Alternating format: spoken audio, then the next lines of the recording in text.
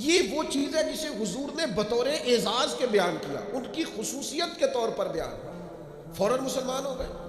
آج تردد ہے، بے چینی ہے، انتشار ہے، وسوسوں کے غلبے، لوگ فکری پریشانی کا شکار ہے، ذہنی تناؤ کا شکار ہے۔ کچھ لوگ ایسے ہیں جن کا دل کرتا ہے کوئی ہمیں پکی خبر دے دینا میں ٹھیک ہوں، تو پھر میں ٹھیک ہوں یار چھوڑ تو نفسیاتی ہو گیا ہے، یہ بڑے سارے گواہ چاہیے، بس تیرے اندر سے جو گواہی آتی ہے وہ ٹھیک ہے، تو دیکھ تو کہاں کھڑا ہے۔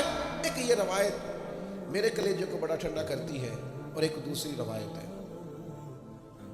موٹر سائیکل اپنی بندے کی لگ جائے نا کبھی تو پریشانی کوئی نہیں ہوتی، اگر کسی کی اس سے لگ جائے تو اپنے پیسے گم ہو جائے تو کوئی پریشانی، لیکن اگر کسی کی امانت رکھی ہو، بڑا پیارا آدمی بھی ہو، بلکہ یوں سمجھ لیں گھر والوں کے بھی پیسے ہو نا، ابا جی نے بھی پکڑائے ہو، وہ بھی گم ہو جائے تو بندہ پریشان ہوتا ہے۔ قریبی آدمی جتنا مرضی ماں باپ کی حد تک بھی قربان جائے، کیسے ان لفظوں کو بیان کروں، اتنی اپنائیت، اتنی گہرائی، میں قربان جاؤں اس شان غلامی پر کہ غلام ناز کریں گے ساری زندگی آقا کے اس فرمان پر۔ حضور فرمانے لگے مجھے اتنا نفع کسی کے مال نے نہیں دیا جتنا ابو بکر صدیق کے مال نے دیا، اور دوسرے مقام پہ فرمایا میرے پاس جس کے بھی پیسے آئے میں نے امانت سمجھ کے خرچ کیے، فرمایا جب ابو بکر صدیق کے آئے ہیں میں نے اپنے سمجھ کے خرچ کیے۔ قربان جاؤ، کیا انداز ہے، کیا غلامی ہے۔ ابو بکر ہماری اولاد قربان ان رستوں پہ جہاں سے آپ گزرا کرتے تھے، اے صدیق ہمارے ماں باپ قربان ان جذبوں پر جن جذبوں سے آپ نے نبی پاک کی غلامی کی۔ یہ اعتبار کی حد دیکھو، اعتبار کی حد، ایک ہاتھ میں جناب صدیق اکبر کا ہاتھ ہے، ایک میں جناب عمر کا ہاتھ ہے، حضور مسجد نبوی شریف سے برآمد ہو رہے، سامنے کسی نے دیکھا تو وہ مقدر پہ ناز کرنے لگا، کیا مقدر ہے صدیق و فاروق کے، اش کر اٹھا کہ حضور قربان جاؤں، اتنا لطف۔ اس ہاتھ میں جناب ابو بکر کا ہاتھ تھا، اس میں حضرت عمر کا۔ وہ آدمی سخت محو حیرت تھا کہ حضور اتنے بڑے مقدر کہ آپ نے ہاتھ تھام رکھا ہے۔ حضور فرمانے لگے تو اتنی بات پہ پریشان اور حیران ہے، تو اتنی بات پہ حیرت زدہ ہے، میں تو جب قیامت کے دن اپنی قبر سے نکلوں گا، مزار پر انوار سے نکلوں گا تو سیدھے ہاتھ میں ابو بکر کا ہاتھ ہوگا، دوسرے میں عمر کا ہاتھ ہوگا، ہر نظر کانپ اٹھے گی محشر کے دن، اور خوف سے ہر کلیجہ دہل جائے گا، پھر اوڑھ کر کالی کملی وہ آ جائیں گے، سارے محشر کا نقشہ بدل جائے گا۔ حضرت ابو بکر صدیق رضی اللہ تعالیٰ عنہ امت کو یہ سبق دیا ہے، زندگی نہ ذوق والی سونی ہوتی ہے، زندگی محبت والی پیاری ہوتی ہے۔ زندگی آپ کسی جگہ بھی کسی بھی ذوق کو چھوڑ دیں نا، یعنی بندہ اپنے ماں باپ کی خدمت بھی کرے تو ذوق سے ہی کرے تو ٹھیک ہے، لیکن اگر وہ 3 دن ہسپتال رہنا پڑے اور چوتھے دن وہ بڑے بھائی کو فون کرے نا تو جب آ جا یار اب میرا بھی کام رکا ہوا، مزہ نہیں آیا، پریشانی ہوگی۔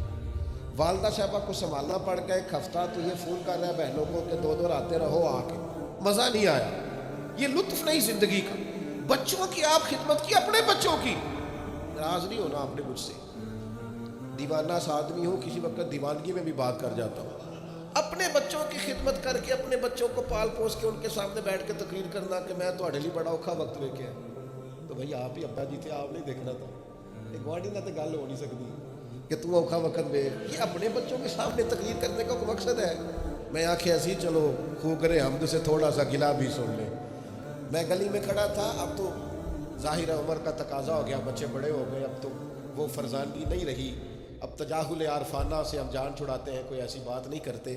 ایک دوست گلی میں کھڑا ہو کے ہمیں سنا رہا تھا بات، وہ کہہ رہا تھا ابا جی نو میں حج کرایا، تو میں کہا تیرے ابا جی سر تو ہی کرانا سی، نہیں اب میرا مطلب ہے یہ گلی میں بتانے والی بات ہے، یہ الحمدللہ میں حج کرایا، تو میں کہا ٹھیک کیتا ہی، بھانڈا بھی تیرا ہی سی، اب میں کسی پڑوسی نے کرانا تھا ان کو حج، تیرے والد صاحب ہے تو حج بھی۔ آپ جب ذوق نہیں نہ رکھتے، ذوق تو نقصان ہو جاتا ہے۔ آپ شاگرد بھی بنے تو ذوق والے، آپ مرید بھی بنے تو ذوق والے، بیٹے بھی بنے تو ذوق والے۔ او مننا کدا مننا ہے، کدے مان لیا تے کدے منیا ہی نہ، مانے تو پھر اس کا لطف ہو نا ماننے کا۔ نبی پاک علیہ السلام صلح کرانے تشریف لے گئے، پیچھے نماز کا ٹائم ہو گیا، اقامت ہو گئی، صحابہ کو پتا تھا حضور نہ ہو تو جماعت کا حق کس کا ہے؟ یہ بخاری مسلم میں موجود ہے۔ جناب ابو بکر صدیق کا بازو پکڑ کے مصلی پہ کھڑا کر دیا، سرکار واپس آ گئے، صف میں آئے تو صحابہ ہاتھوں پہ ہاتھ لگا کے جناب صدیق کو تنبیہ کرنے لگے کہ حضور آ گئے۔ حضرت صدیق اکبر کو جب پتہ چلا کہ حضور آ گیا تو دوران نماز ہی نبی پاک کی تعظیم شروع کر دی۔ دوران نماز ہی کچھ بیوقوف کہتے ہیں حضور کا خیال آ جائے تو نماز ٹوٹ جاتی ہے، اور میں نے کہا نادانو، جب تک نبی پاک کا خیال نہ آئے نماز ہوتی نہیں۔ بتاؤ نا، یہ حضور کا خیال نہیں السلام علیکہ ایھا النبی، یہ حضور کا خیال نہیں اللہم صلی علی محمد وعلی آل محمد، یہ کس کا خیال ہے؟ کہاں بیٹھ کے لکھتے ہو اور بولتے ہو، سمجھتے نہیں کہ کیا کہہ رہے ہو؟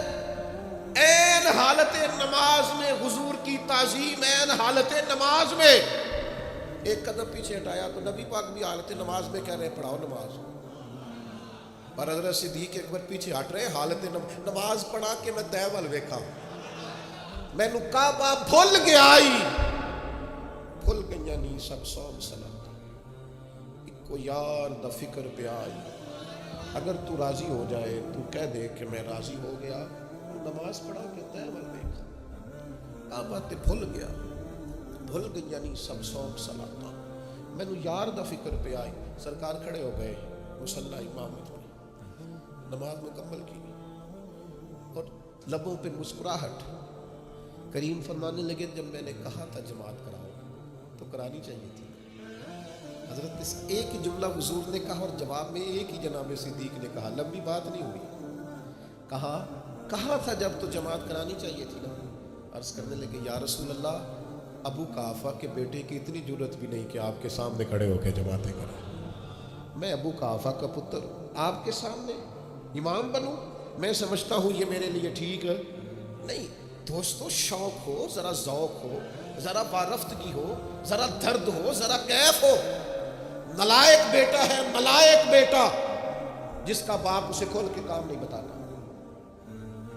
لائق بیٹا ہے جس کا باپ فوراً کہے پتر فلاں کر کیا، لائق بیٹا ہے۔ نالائق شاگرد ہے جس کا استاد اسے کام کوئی نہیں بتاتا، نالائق ہے۔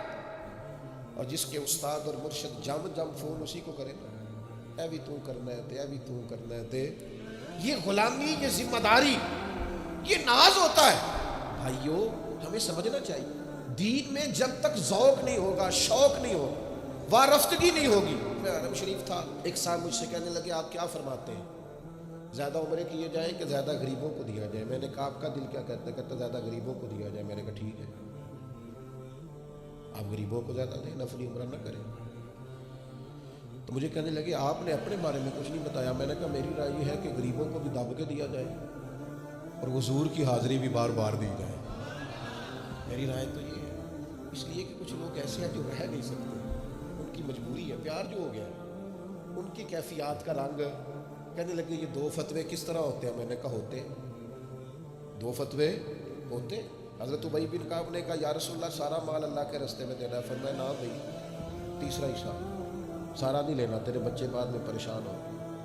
حضرت ابو لبابہ نے کہا یا رسول اللہ سارا دینا ہے؟ فرمایا نہ بھائی، تیرے بچے بعد میں پریشان ہو۔ حضرت سعد بن ابی وقاص نے کہا سارا اللہ کے راستے میں دینا ہے؟ فرمایا نہ بھائی، ان کے لیے فتویٰ اور ہے۔ ابو بکر صدیق سارا ہی لے آئے، فرمایا تو لے آ، تیری خیر ہے، تیرا سارا ہی قبول ہے، تیرے لیے کوئی مسئلہ نہیں ہے۔ میں کیسے آپ کو بتاؤں کہ اولاد بزدل کر دیتی ہے، اپنے لیے انسان اتنا پریشان نہیں ہوتا جتنا بچوں کے لیے ہوتا ہے۔ جوان بیٹیاں تھیں جناب صدیق اکبر کے گھر میں، لیکن سارا مال ہجرت کی رات لے گئے۔ حضرت اسماء بنت ابی بکر سردار کی بیٹی، لیکن ابو جہل نے آ کے پوچھا کہاں لے گئے ہیں نبی پاک کو تیرے والد؟ جناب اسماء کہتی ہیں اس سختی کے ساتھ مجھ سے پیش آیا کہ میرے رخسار پہ تپڑ بھی مارا۔ کس کے لیے؟ حضور کی بارگاہ کے۔ مسلمان دین پر عمل کرتا ہے تو اس کے اندر وہ کیفیات نہیں، وہ جذبات نہیں۔ علامہ اقبال کہتے ہیں بجھی عشق کی آگ اندھیر ہے، اب یہ مسلمان نہیں، یہ خاک کا ڈھیر ہے۔ اب تو یہ خاک کا ڈھیر ہے، کوئی بھی ہوا چلائے گا، پنکھا چلائے گا، یہ اڑ جائے گا۔